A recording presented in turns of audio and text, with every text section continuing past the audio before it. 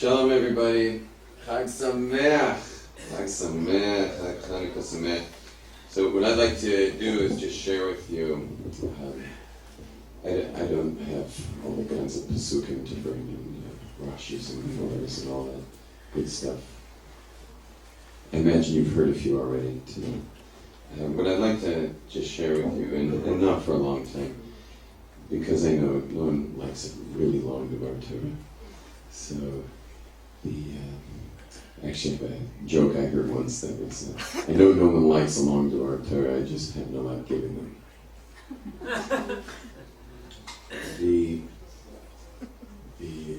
But what I'd like to discuss is Chanukah and our Avodas Hashem. We're all here right now. It's the first night of Chanukah. And what's the Avodah? What's the Avodah? What's our job? Is this just a commemoration of a war we won? Is this our succeeding in the battle against the Greeks and the Greek culture, winning that battle? Is that what this is all about?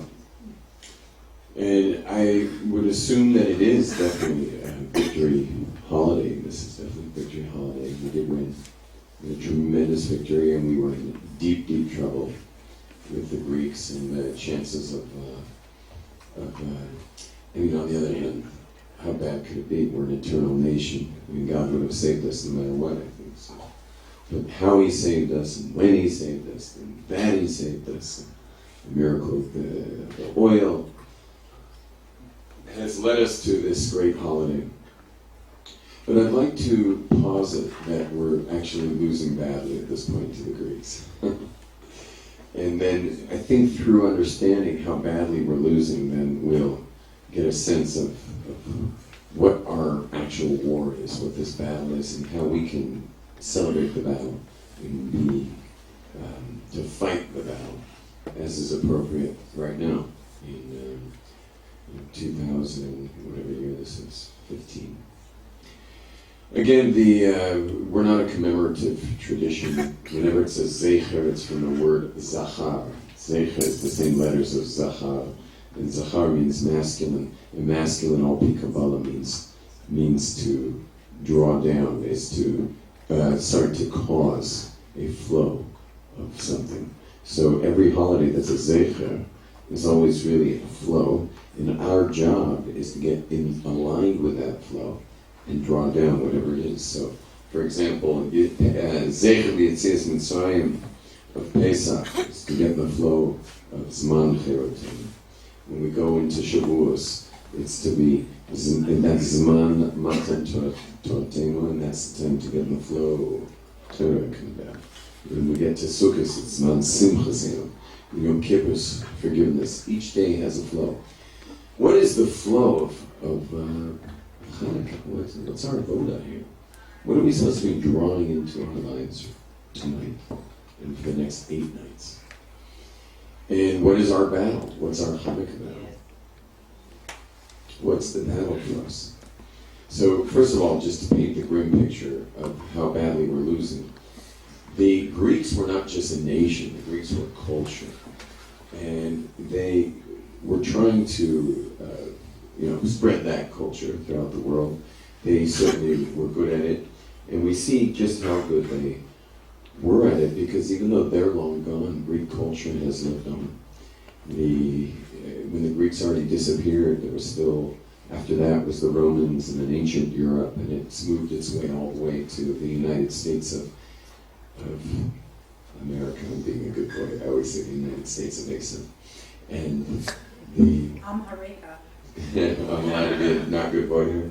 So anyway, all the way to the United States of Asa, where I just flew back from on Friday. And I'm telling you, I'm so happy to be back. And I kept warning people there, it was really scaring them. And then all of a sudden that terror attack in Los Angeles hit, like right after I was warning everybody, and then they came back the next day. I was in the middle of running one of my possibly seminars. We have them every day. And the first day I told everyone, like, get out. Get out. Get out of the U.S. And it seems, if I can just speak politically just for the next 30 seconds, it really seems like like Yishmael's going to take them down.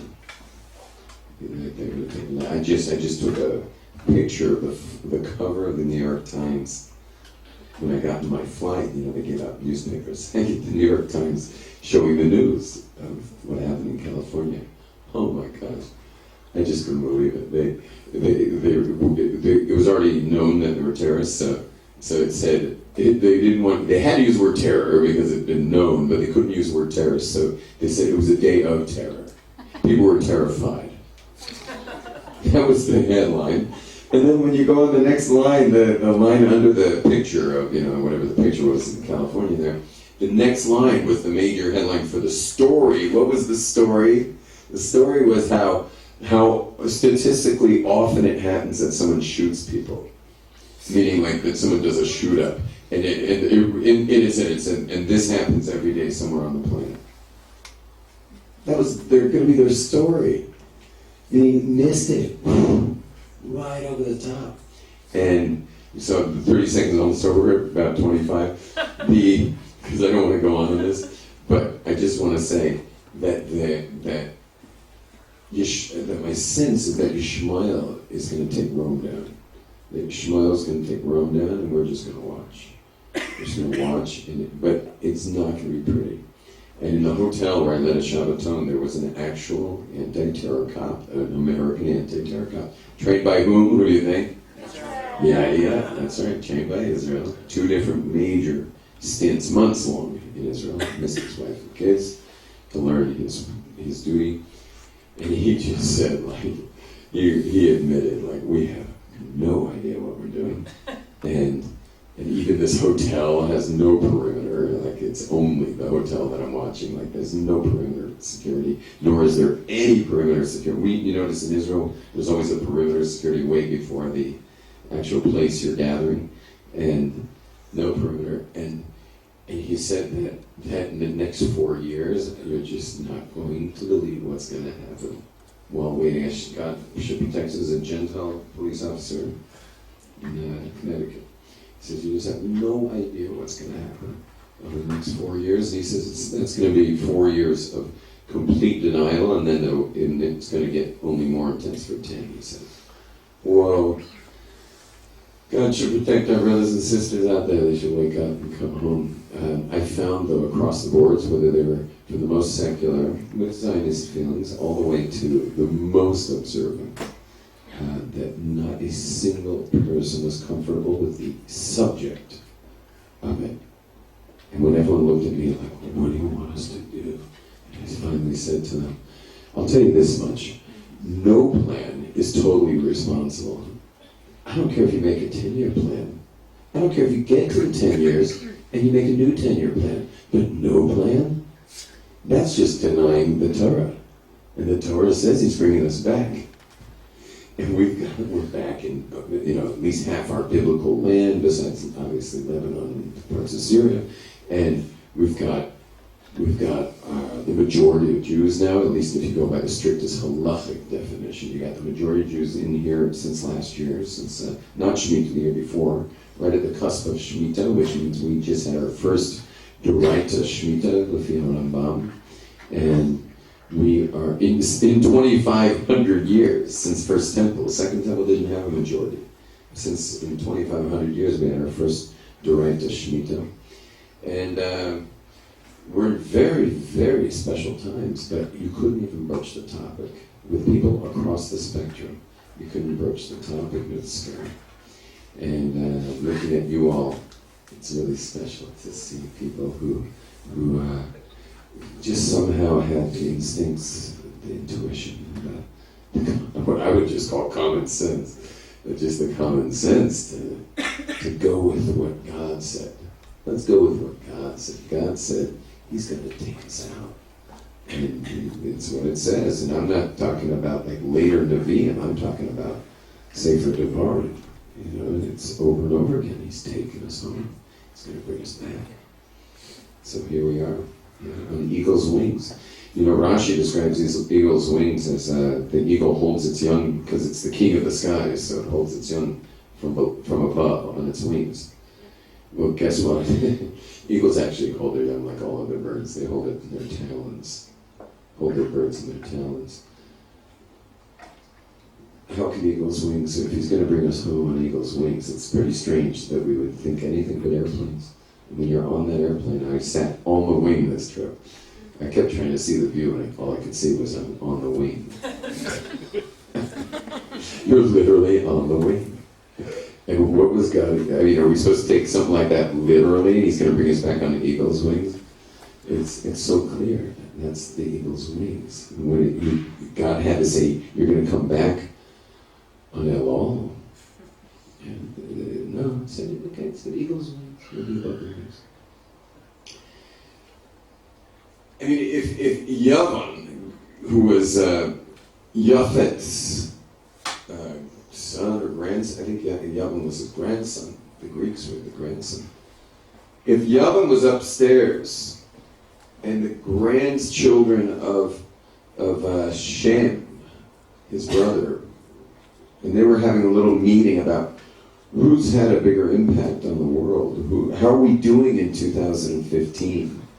Who do you think would win that discussion? If they're just reviewing the planet, they're just watching it, and just reviewing it person by person.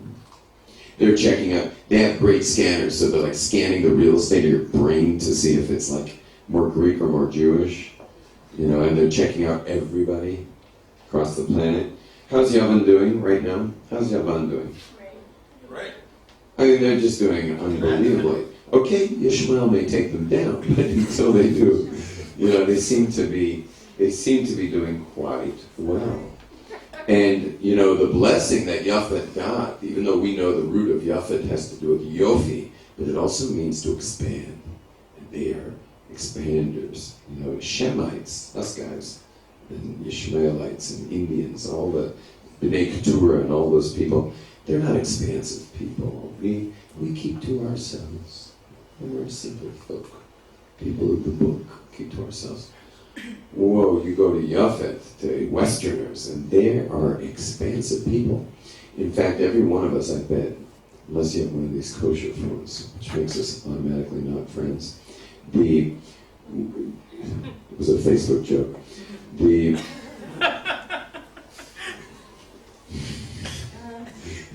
But in every joke, there's a little bit of truth. It's kind of rough to be friends with people who can't text. So... But I'm not one of those call folks. I'm happy to speak to you on the phone. It's just I'm busy. So, and I don't want to stand people up because they couldn't reach me. I like to look at my texts and call people who called while I was teaching or running a program on that, right?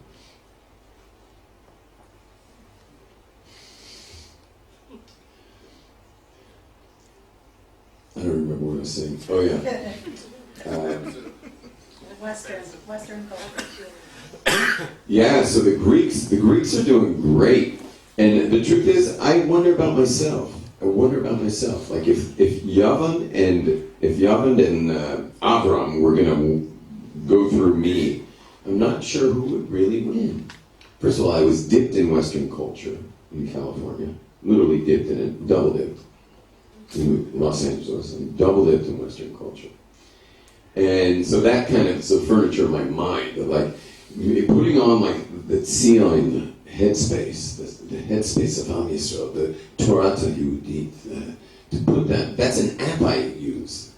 Torah is an app I use. You understand? My factory setting is my upbringing in Los Angeles, okay? L.A., Lo Aleinu. Okay? That's the factory setting. That's default. It's default. You hear to my voice it's like, I get up here, you probably thought I was from Brooklyn or something. Yom Tov, where was you? We was looking for you. I'm dipped in Western culture. And my Torah hashkafa, it's very strong. It's very harif, actually. I'm even nervous to speak in such a place. It's very harif, but it's an app. It's an app. I have to press on that app to get my Torah eyes on. I gotta put in the Torah software to understand events going on around us. On the way over here, first of all, I got pulled over speeding. Yeah, I was in no hurry. I just like to drive fast. Yeah, that's Greek. The cop pulls me over. He's like, "What in the world are you thinking?" And I said, "Well, there's no one around, first of all. It wasn't like anyone was in danger. And secondly, I'm a mountain biker, and I've just got a need for speed." And that's what I said to him. And he's just like, "Just slow it down, brother. Slow it down." Sent me on my way. As usual, they never, you can't give me a ticket. You can't. I mean, I'm already 25 years driving here, and every time they beg me to give me, not to give me a ticket. I mean, I've begged them to give me a ticket, they won't give me a ticket. You know why? I learned years ago about cops. See, cops, they're afraid of losing control when they're little, and something about that gun just keeps them warm. And when they pull you over it, you're sure you're going to argue that you were right. So I argue that I was wrong. When they say 70, I say 75. When they say light was red, I say, it was red a long time before I even got there. I'm telling you, they don't know what to do. It's so disarming. I'm telling you, I came speeding around the corner. I just said, "Listen, I can go crazy sometimes." That's what I told them. I'm a mountain biker, and sometimes I go, "Les familles m'animent ta guerre." That's what I said. And he was just like, "Just slow it down. Just slow it down." Anyway, so try that from now on. Just give them the power. Give them the power. Give your wife the power, my goodness. Watch how much she chills out. Recently, my wife, she was, I don't remember what she said, but I just knew to give her the power. Give her the power. Grabbed my tefillin bag, went to the oven. Coming back, I'm tiptoeing into the house just to get in and get out quick, based on how the morning went. And I just want to get in and get out. Just want to drop the tefillin off and run. She greets me at the door. I'm like, "Uh-oh." And she's like, "Can I make you an omelet?" And I'm like, "Omelet? Okay, what's the catch?" And she's like, "How about freshly squeezed orange juice?" And I'm like, "Sure." And I just sit down. I'm eating breakfast like a king in there. Why? What did I give her? Give her the power. She needed to vent. She needed to say some stuff. Yeah, I had made a couple mistakes, I'm sure. Had I only listened. And I would have been, but she made some points. What do most men do? Fight. If you attack your husband, he will fight. And there is a good percentage of husbands that will flight. They will go to a 3-hour mincha. They will say they have to go to the bathroom, but their smartphone will be in hand. Yeah. They'll be back in 3 hours. I didn't just come here to humor you guys. Listen. The point is that we got a serious fight on our hands. Let me just thicken the plot here. Because it's not so clear what the fight is. First of all, they're winning, and they're winning badly. Like, they're really winning this one. And I know that because I'm a Jew who lives, I'm in the mikveh every morning, I'm davening, I'm studying Kabbalah for like 20-something years, I'm sticking to the Rebbes, I do, I'm pretty intense about my Jewish life. I'm very intense about it. When I make kiddush, by the time I'm done, there's no wine in the cup. It's just everywhere. It's the way I drive. So, and I know I'm not winning any awards in Avram and Yavan's discussion up there. I know I'm not winning any awards, for sure. I'm not winning them. I would have come in here earlier, except I was watching a surf tournament in my car downstairs. North Shore is there's 40 feet. I'm watching a tournament live. Oh my gosh, I don't know how to speak anymore. Listen, the matters get even more intense because everything the Greeks were into, we're into. We're perfect with them. Like, they like music. Hey, we like music. They like architecture. We like architecture. They're extreme aesthetics. We're extreme aesthetics. We love aesthetics. They loved cuisine. We love cuisine.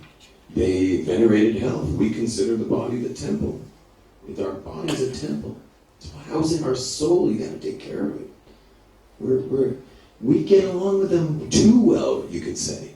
We get along too well, and that was really our downfall in Israel.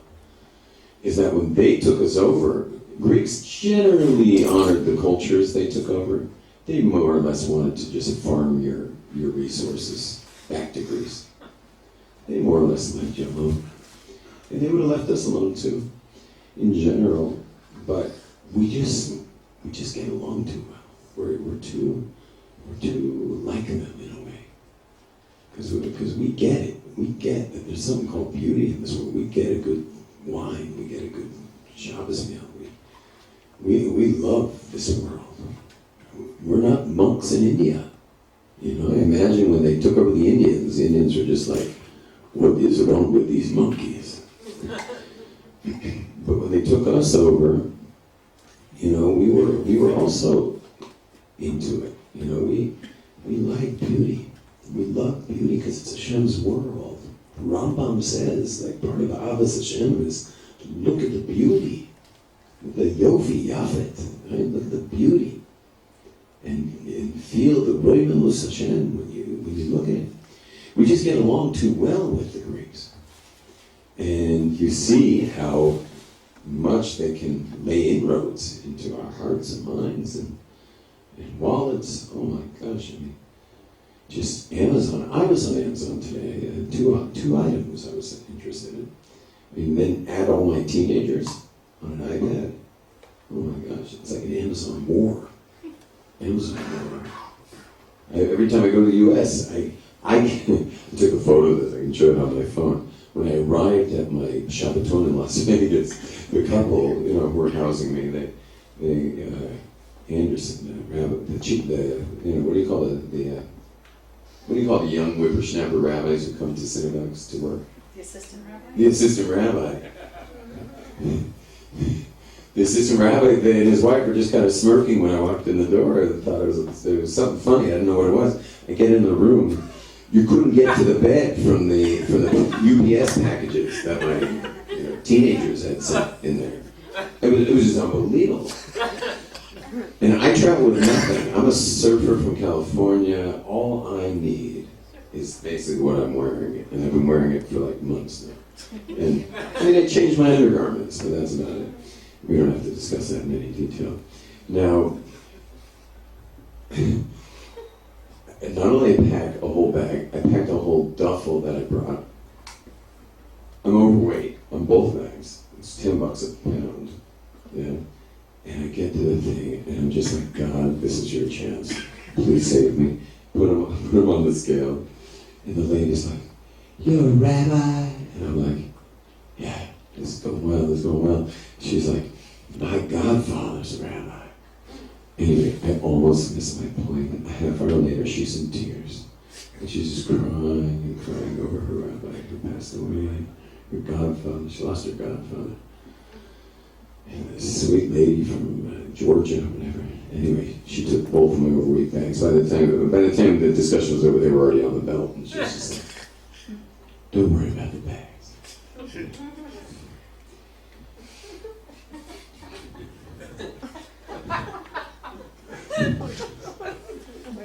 It's like me and the cops.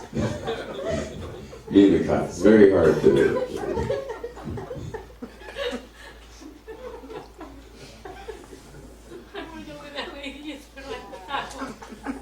Oh, just now on Friday, coming here, I got so popped at JFK.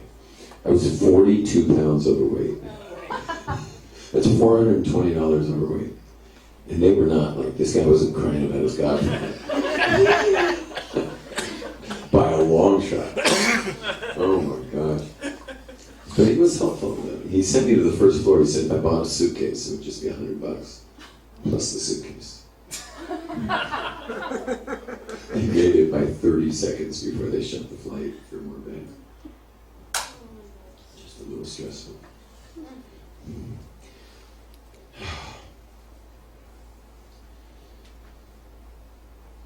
Anyway, so that's what I wanted to do to fatten it up, is just to say we get along too well. We just get along with these people.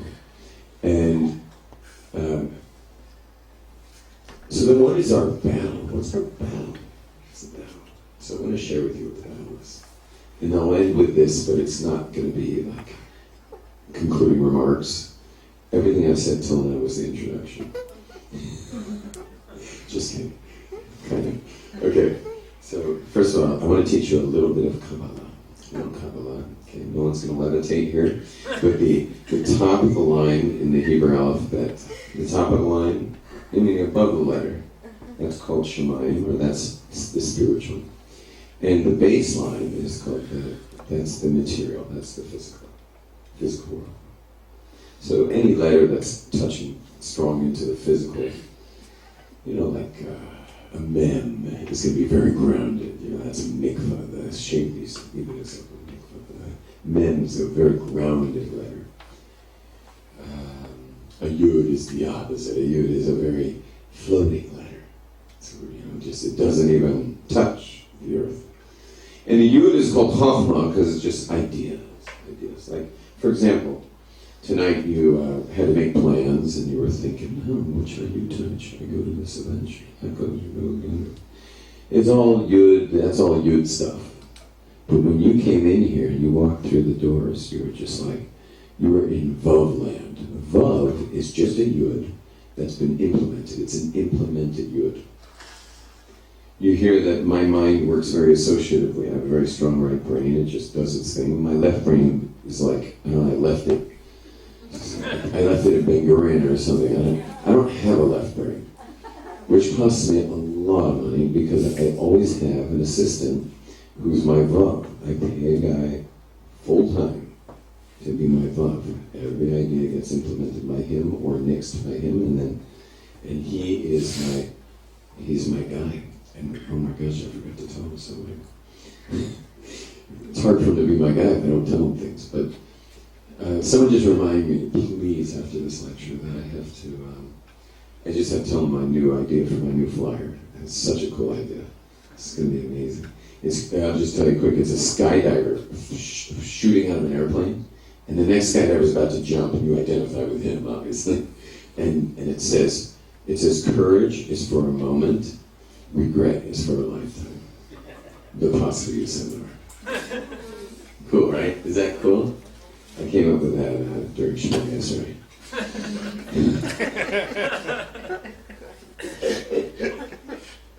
Which gives it a special bracha. Just know which bracha it was. Let's just hope it's Mokim Anachnu Lach.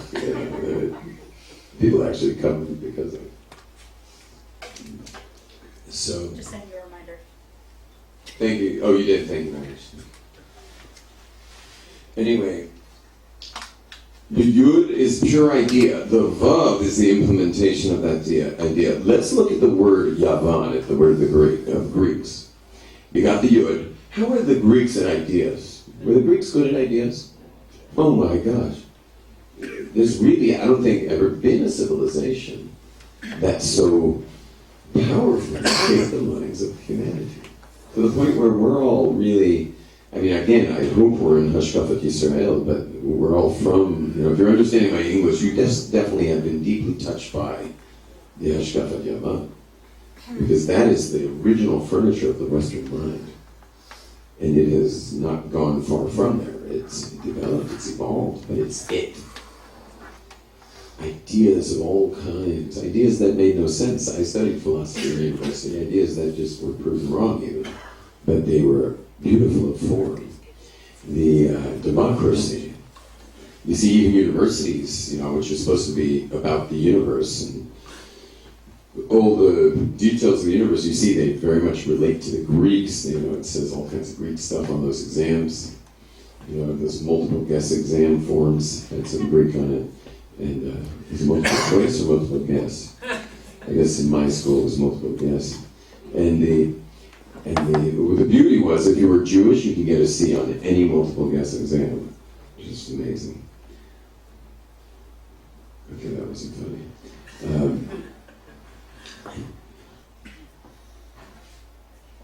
The Greeks were amazing at ideas. Tell me, how were they at implementation, at the Vav? How were Greeks at the Vav? Implementation? Unbelievable. If you ever go see the Greek ruins, which are everywhere because they conquered half the earth, if you go see the Greek ruins, Athens, all these places, it's just like, whoa. And then you add the Roman ruins, like Caesarea and all these places. And no one can touch that, especially in ancient times. I mean, they were just unbelievable. Probably the most expansive in their thinking, in their architecture and everything they were doing. So their Vav was of highest caliber perhaps in history. So you got the Yud, top of the world. Vav, top of the world. What's the next letter? The Nun, a final note that just goes like straight into the dark side. I mean, what is below the line? Below the line, the final Nun, which represents the Nun from Nofel, right? Somech Noflim. Boom, right into the dark side. Why? Why? And now we're getting to the war. Why? Because they don't have Emunas Hashem. They don't have the Emunah in the Torah. No, the Emunah in Hashem, this Torah, this instruction. They didn't have that. Great ideas, great implementation, and then it goes to hell. Because if you don't have a moral compass, if you have a civilization without a moral compass, Hashem pulls the plug. It's just the way it goes. And you know, now that we've lost the universities to the dark side, it's interesting. It's interesting. Back to the civilization out there, the people I could not even broach the topic of moving to Israel with. You know, the universities are gone. They're gone. It's just unbelievable. And I just heard, I hate to say it live like this because I still haven't verified it, but I heard it from a very reliable source. That Rav Noach Weinberg said that all of his students who are leading branches all over the world are to come back to Israel when we lose the campuses. He said that will be the sign that it's over, and our work is finished. I'll just give you an example of it. Yud is, hey, I'm going to split an atom and power a whole city. Vav is, I'll build a nuclear power plant and power that city. Nun is, we're going to put that on a warhead and kill a whole city of people. That's the idea of Yud, Vav, Nun. That's Yavan. And you even see it's beautiful of form. If you look at the word Yavan, yeah, it's actually, you know, it's like Yud, oh wait, I'm going the wrong way for you guys. Yud, Vav, Nun, right? It's Yud, Vav, Nun. I mean, it's shapely. It's shapely. I mean, the whole thing, when I draw it on a board, people don't even know, meaning for like birthright, they don't know it's a word. They think I'm making like a sculpture or something. It looks like a sculpture. It does not look like a name. Because it's just a point, a line, a longer line. And it's all about having no compass. It's all about having no compass. Nothing to bring you back to Hashem. And if you look at the letter Tzadik, that's what I want to focus on, because these are the parshas of Yosef. Yosef HaTzadik, this is parshas Yosef HaTzadik.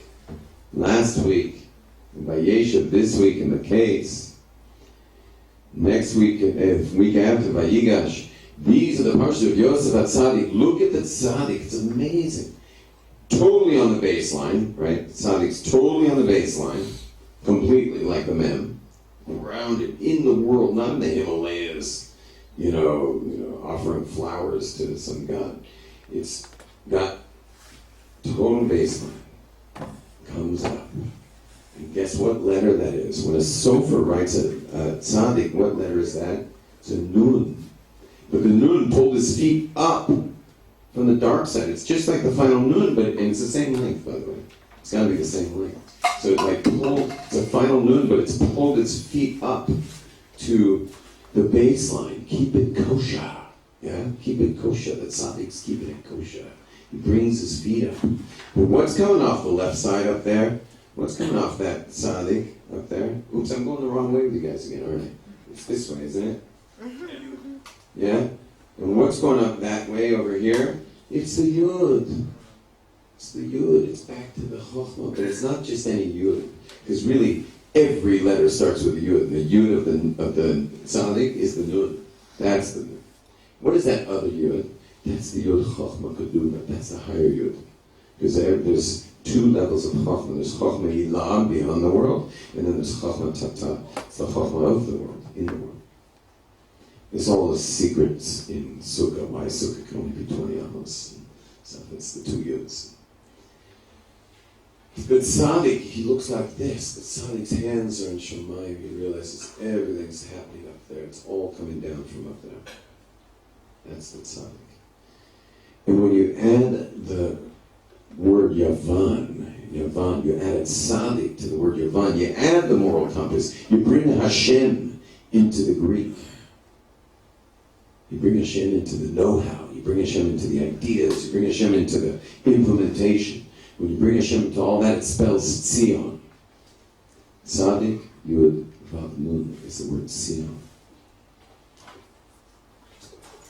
And Tzion is Zion. Tzion is the promise in the future that all of Am Yisrael comes back. Tzion is in the future tense almost always, unless you're looking at Megillas Eicha, it's always in the future. Or Chadash al Tzion Ta'ir. V'secha Zena Henei B'Tzion. V'shuva Chal Tzion. V'secha Zena, it's future.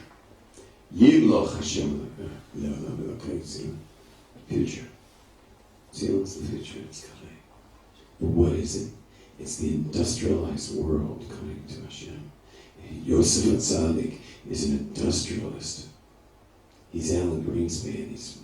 He's Benjamin Bernanke. He's who's this lady now? Yellen. What's her first name? Janet. What? Janet. Yeah, but I'm sure it's like. Chaya. Yeah, I'm sure it's Chaya Yellen. Yosef Tzaddik is involved in infrastructure, and if you look at the state of Israel, it comes from industrialists from Europe who came with the Zionist idea with Zion. They came with the idea, and they're the Joseph. But which Joseph? The Joseph of Egypt. The Joseph that builds, Joseph that sets up redemption, builds the infrastructure. That's the Yavan. But then comes the Tzaddik. Yosef HaTzaddik. It's the Holy Yosef. This Holy Yosef is all the Jewish people today who are living in the Holy Land with the holy thoughts and the holy Torah in our hearts, and that's the battle. That's what I wanted to say was the battle. The battle. The battle. The battle. The battle is Emunas Yisrael, the faith of Israel, that original faith that Hashem is inside of all things. There's nothing but Him. You find your tzaddik. You recognize that everything up there is what's going on down here. You have total bitachon, tim tacharishon. The battles that are going to happen, we're already seeing them happening. You'll just watch. Tim tacharishon. You'll be silent. Watch Hashem bring us to Geula. And by no coincidence, we always read about Yosef and Chanukah. And by no coincidence, Yosef is Gematria 156, Yud is 10, Vav is 6, plus a Samach is 60, plus a Pei is 56, which is the same numerical value as Tzion. Tzaddik is 90, Yud is 10, Vav is 6, and Yud is 50, 156.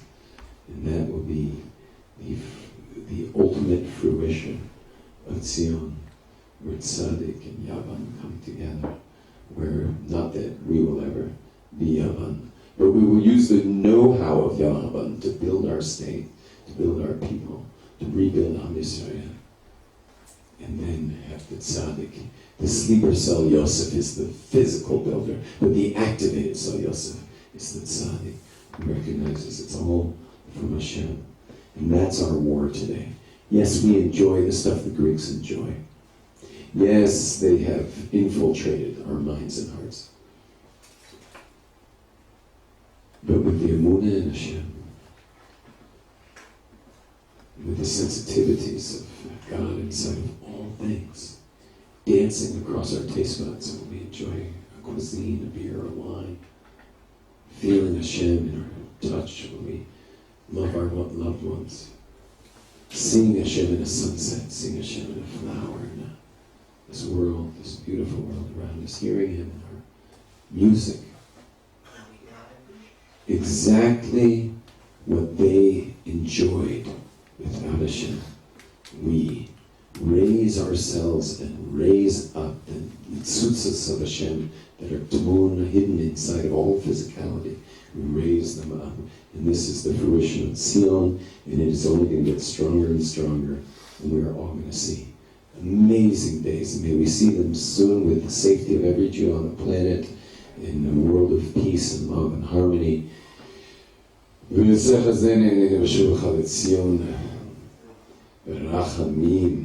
Amen. Happy Chanukah.